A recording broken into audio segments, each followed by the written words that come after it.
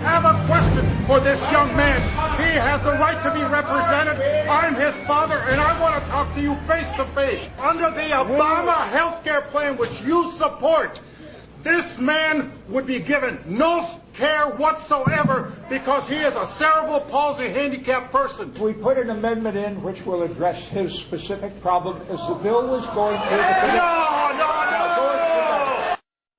Well, when Mike Sola went to confront his Michigan Congressman John Dingell about the health care reform bill, he was eventually escorted out by police after that confrontation.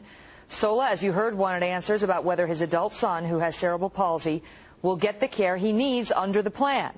House Speaker Nancy Pelosi now says those who disrupt these town hall meetings are, quote, un-American. Mike Sola joins us live to respond. Good morning, sir.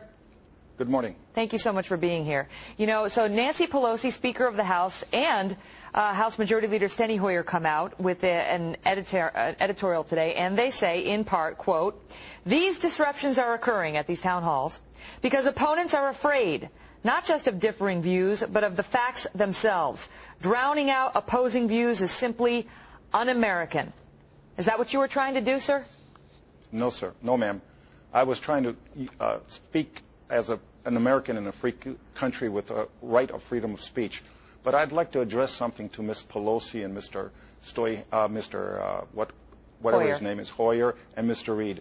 If you call my son un-American, your thugs already know where we live. We've had a visit from them in the middle of the night. They can't come to us in the middle of the day, but they come to us in the middle of the night. You know where we live. I suggest you take that plane that you have and fly to Milan, Michigan, and say that directly to my son's face if you've got the guts. This is a free country. I am a parent of a handicapped American citizen. And the reason that I am so concerned is this. Every American should pull this up on his computer. It's the New York Post, July 24th edition. Dangerous doctors. Every American needs to read this, and you'll understand why this groundswell of America's people has occurred. The American people. And just to jump in, it's Deadly Doctors, I think. It's by Betsy McCaughey. Deadly Doctors. Yeah, I'm sorry, I'm nervous. I've never done this before. No, don't worry. Don't be nervous. Who was a former lieutenant governor of New York and who's been very outspoken in criticizing this health care plan from the start. And many of her predictions, some believe, have already come true. In any event, she outlines how Rahm Emanuel's brother, Ezekiel Emanuel, has got some rather some might call them radical proposals for revision to our health care system. So that's the article to which you refer. Before we go on, I want to ask you, what do you mean they came to your house in the middle of the night? After the incident was aired on television, we had a visit that night. A message was sent to my family. It has been reported to the Washington County Sheriff, and their deputy has reported it to the Michigan State Police. People are harassing you now, Mike? Yes, they are.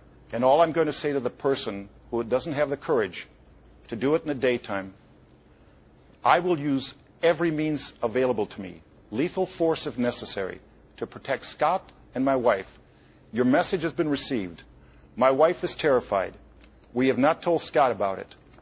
But if I ever catch you on my property, I will take the risk of going to prison. But you will never again threaten my family. You know, Mike, we watch you at that town hall, and I have to say our empathies all went out to you. I mean, obviously, your son has struggled with cerebral palsy, and here are some adorable pictures of him when he was little. And you bring him to this town hall because you want to confront your congressman. Now, there's no question, sir, that you were outraged when you were confronting the congressman. And some might say that your voice was too loud and your accusations too harsh, but you wanted to be heard. To those who say you were disruptive and it was not productive, how would you respond? If I was disruptive, the police would have arrested me.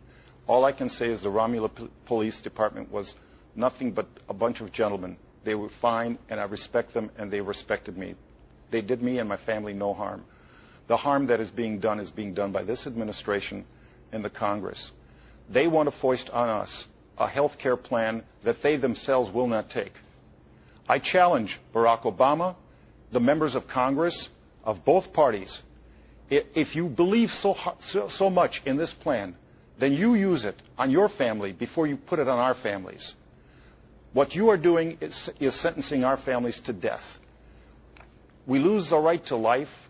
The old people are discarded. Those who cannot fend for themselves are discarded. There is no liberty under your plan, and that's the problem. The people have seen it. The people know it. You can't hide it from the American people anymore. If I'm a thug, fine. Don't call my son a thug, and don't call those old ladies and old men that are senior citizens like I am thugs and a mob. We are not. We are American citizens who want one thing, to be heard before you put us down. And Mike, why were you not satisfied with Congressman Dingell's attempt to tell you that treatment for the disabled, for folks like your son with cerebral palsy, will be treated in an amendment to the bill? Because there is no such amendment. I confronted him. He said there was an amendment.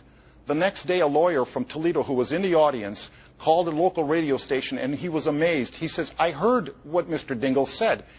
He said there was an amendment to protect the handicapped. If this plan that you're trying to put on us and our kids is so good, why would you even need an amendment? I asked Mr. Dingell, I said, what's the number of your amendment? He didn't know. Yeah, I heard that on the tape.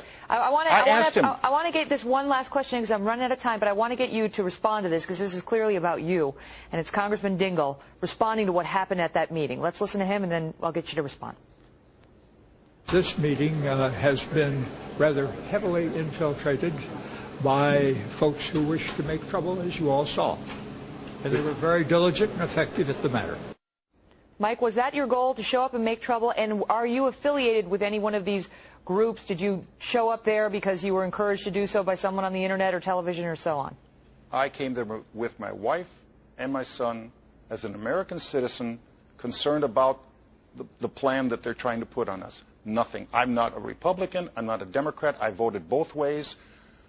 Mr. Dingell, if he was under this plan, ma'am, he would not have the two knees nor the hip. They would tell him, I'm sorry, Mr. Dingell, you're 84, you're not worth it. Mike Sola, all the best to you and your son, Scott. We hope he's well. Thanks for coming on. Thank you.